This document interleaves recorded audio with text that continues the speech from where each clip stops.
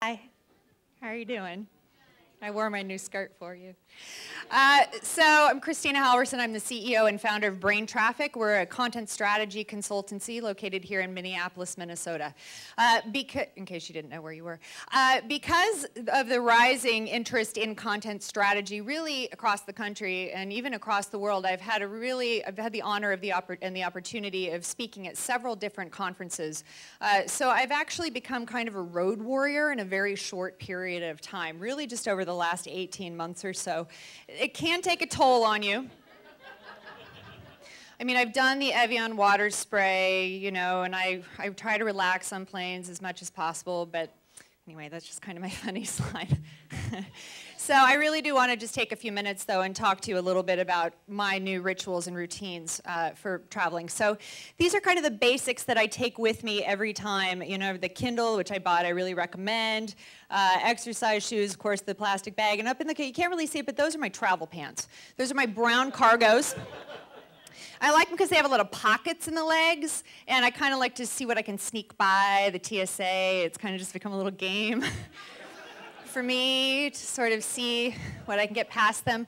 But you know, ultimately they're going to stop you at some point, and what you can expect is the full body pat down. Now, this can be a little awkward when it's happening in front of other people, especially, you know, ladies, they kind of get a little intimate. So I just kind of like to try to relax and sort of just think about something else to get my mind off of it.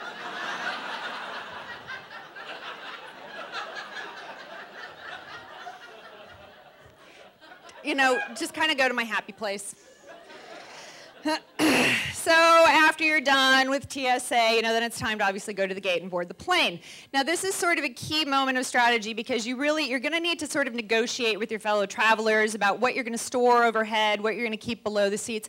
Proper etiquette really is that you want to put your smallest carry-on under the seat. Now, I know that it can be a little tight.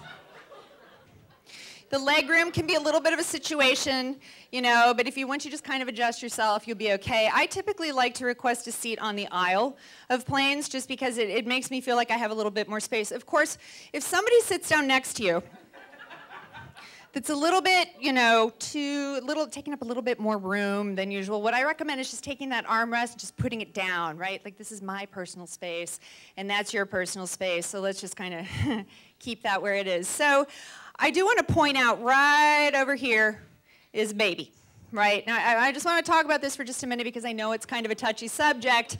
We were all babies at one time, right? So we may want to go to extra measures, though, to kind of be considerate of our other passengers. And, you know, if you're a mom, you might want to think about kind of, I don't know, making sure that that baby is really calmed down. Some moms use Benadryl. I don't know, I feel kind of weird about giving my baby drugs when they don't really need them. So glad that I had those cargo pants. Okay, now let's talk about kind of how we want to pass the time on our flight. You know, people who are doing Sudoku, they're not really doing it because they enjoy it. They're doing it to say, I'm smarter than you. I know my math. You don't look like you know your math. In fact, you look like you got a 480 on your SAT. Well, you know what? I've got work to do. Okay? I own a content agency, right? I make my living off of words. My mom made me this. Makes me feel safe. Like my content is protected, right? Oh, I thought we said that we weren't going to have animations, and oh, there they are. So there's nothing on this slide right now. So what I'll do is I'll just talk to fill the gap so that when the funny thing comes up, it's still funny. So with my fellow travelers, sometimes we did have that thing where we couldn't carry anything on our laps for a period of time. Do you know, after the recent bombing attempt, you had to like just sit there with no personal items? Boy, this slide is blank for a long time.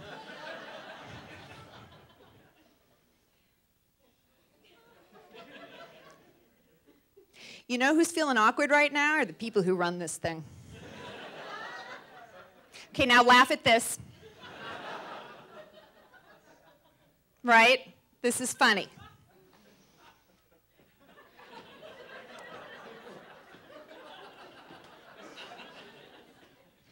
This is my reading material.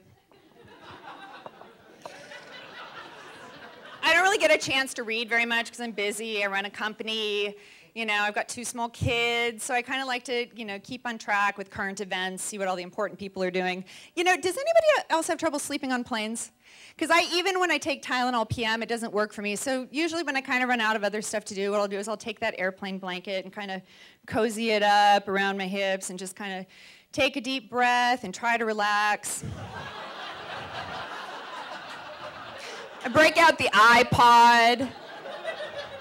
I find that just really, you know, just like giving myself into the rhythm, just really like feeling those, you know, the pulse and the vibrations going through me, just really takes me to a different place. The flight tends to go a lot faster.